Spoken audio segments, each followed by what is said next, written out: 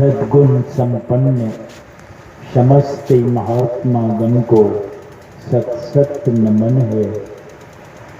नमन है सत्य गुणों के प्यारे सज्जनों को, माताओं और बहनों को भी हार्दिक नमन है।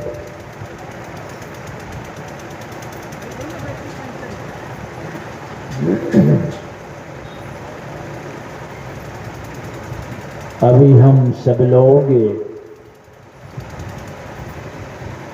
योग और ज्ञान संबंधित बातों को कहते हैं कि ब्रह्मा जी के जड़ है। इसीलिए गुरु महाराज कहते हैं अनासक्त जग में रहो भाई, आसक्ति छोड़ करके रहो। इतने से फड़ी आ जाएगा काम का नहीं, दमन करो इंद्रिन दुखदाई। ये सारी इंद्रियों को भी जैसे भगवान कृष्ण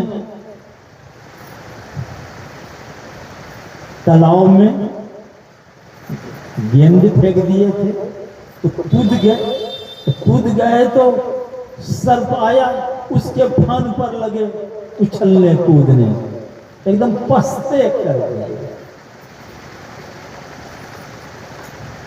तो आपके अंदर देख लीजिए एक से एक फन है। कबीर साहब कहते हैं मन सागर मनसा लहरी। मन एक सागर है और उसमें तरंग जो लहर है, मनसा मनसा ये हो जाए वो हो जाए, बहुत मनसा मनसा लहरी है, लहर है वो। बूढ़े बहुत अचेत, जो अचेत रहा हो हवास में नहीं है, उस सब डूबेगा।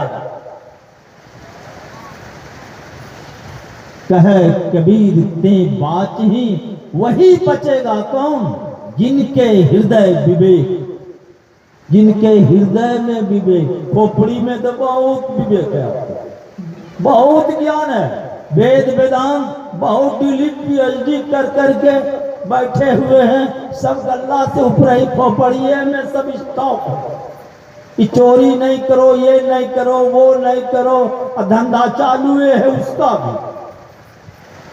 हम जान भी रहा है, कर भी रहा है, तो माने क्या हुआ? खोपड़िए में ज्ञान है, आचरण में कुछ बदलाव नहीं। आचरण कैसे बदलता है? वही जो स्टॉक है आपके मस्तिष्क में, वही जब धीरे धीरे अगर हृदय में जो जिस मात्रा में उतर रहा है, उतनी ही मात्रा में आपका बदलाव है। आप बदल गए। प्रमाण है आकर के जो यहां आप बैठे हुए हैं, इतने ही लोग हैं गया जिला में, इतने ही लोग हैं क्षेत्र में, तो आपके अंदर कुछ उतरा है हृदय में, तो लाख काम छोड़ के आप आ गए। भगवान बुद्ध के अंदर वो ज्ञान उतरा तो राजे पाठ छोड़ दिए। जीवन में बदलाव, वो परिवर्तन जो होता है, वही कबीर साहब कहते हैं जिनके हृदय विवेक, हृदय में जो विवेक, हृदय और मस्तिष्क में बहुत फर्क है।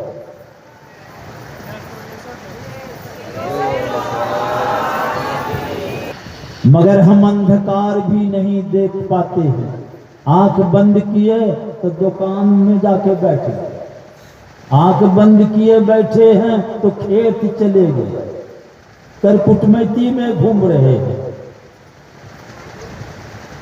तो ये तमाम इधर उधर जाना आप छोड़ दें। पहले अंधकार आंख बंद करते हैं, सामने जो अंधकार होता है वही अंधकार को पहले आप देखिए। तो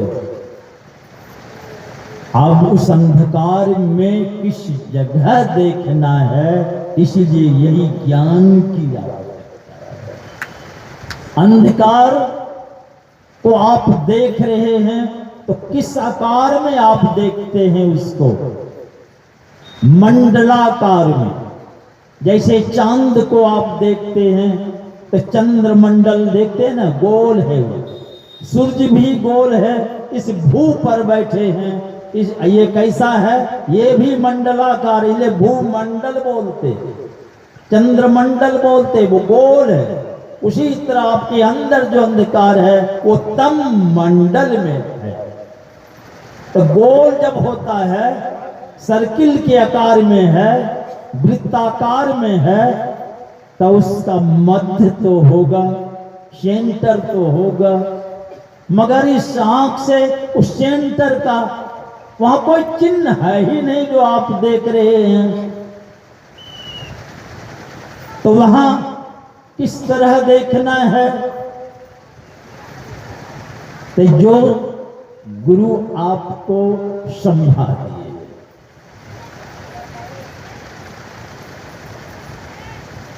और उसी समझ के मुताबिक योग हृदय वृत्त केंद्र, केंद्र में जब दोनों दृष्टि आपकी एक होगी, तो हमारे गुरु नानक देव महाराज की वाणी आप सुन रहे थे, एक दृष्टि करी समसरी जाने जोगी कहिए सोई।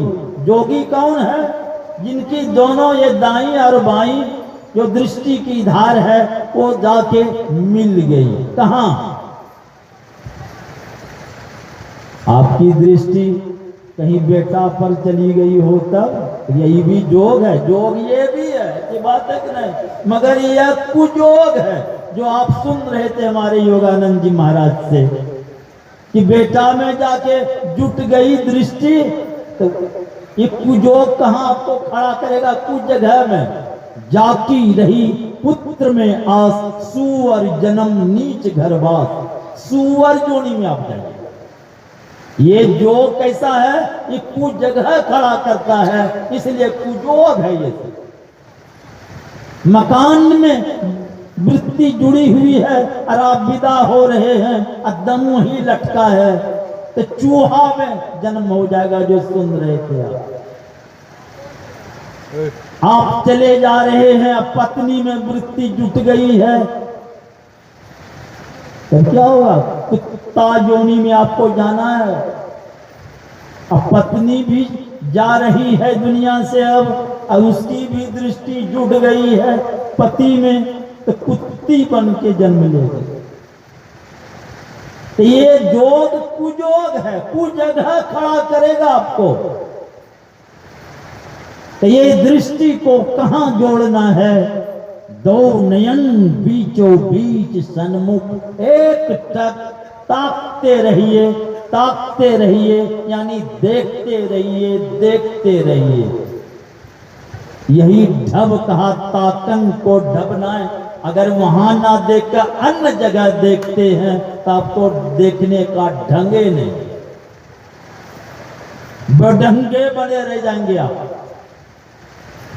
तो दोनों दृष्टि की धार को ठीक से गुरु युक्ति के मुताबिक समझ बूझ कर गुरु से आप अपनी दृष्टि को वहां टिकावे।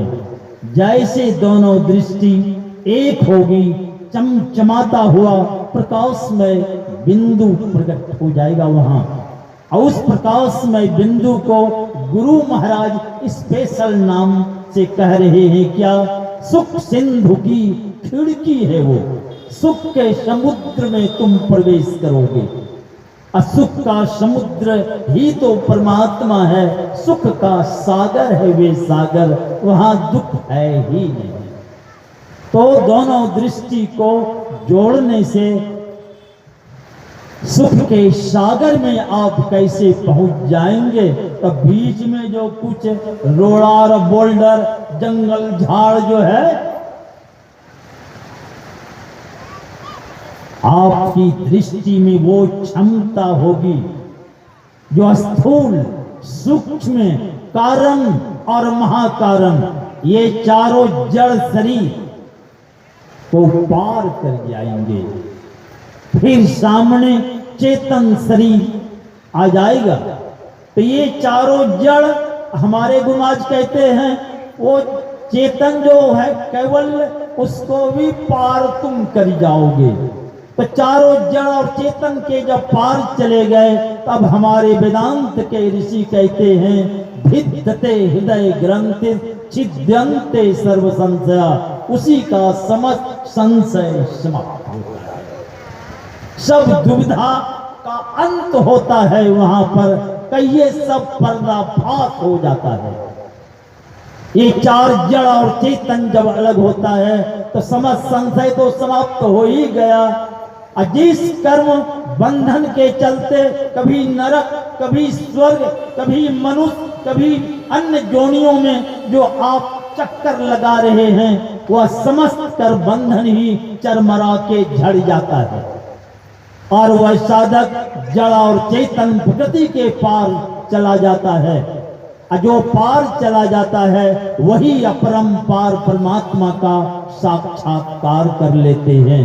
तो ये दोनों दृष्टि को जोड़ने से चारों जड़ और चेतन टूट के अलग होता है और समस्त कर बंधनों को तोड़ ताड़ करके प्रकृति के पार जाके खड़ा होता है। और वहां जब खड़ा होता है तो क्या देखता है, भगवान सामने हैं, हम भी उन्हीं के सामने खड़े हैं। वहां जो पहुंचता है वो अपने को ही अनंत देखता है, अपने को ही सर्वत्र देखता है, हर जगह अपने को ही देखता है। वहां अलग भगवान खड़े नहीं हैं, अपना अपना ही ज्ञान हो जाता है। और इसी बात को हमारे भगवान पुरुषोत्तम राम भी कहते हैं, मम दर्शन फल परम अनुपा, मेरे दर्शन का अतिशय अनुपम फल क्या होता है, जीव पावही निज सहज स्वरूप। निज अपने स्वरूप माने जीव अपने स्वरूप को जान लेता है कि मैं क्या हूं। तो दर्शन हुआ राम का, अज्ञान हो गया अपना। बड़ी विचित्र बात। तो राम का दर्शन हुआ तो रामे का ना ज्ञान होना चाहिए। पर सहजोवाई देखिए क्या कह रही है, तो ये कहती है आपुनी की खोज, अपने को ही खोजो, राम को छोड़ो, आपुनी को खोज मिले राम। अब अपने को खोजने गए तो अपने को न पाएंगे, पर सहजोवाई कह रही है कि अपने को खोजने जाओगे तो राम मिल जाएगा। और राम कह रहे हैं कि राम को पाओगे ना तो अपने को पाओगे। भाई इधर से वो उधर से। हमारे गुरु महाराज कहते हैं सकल भूले सबको भुला दो, सबको छोड़ दो।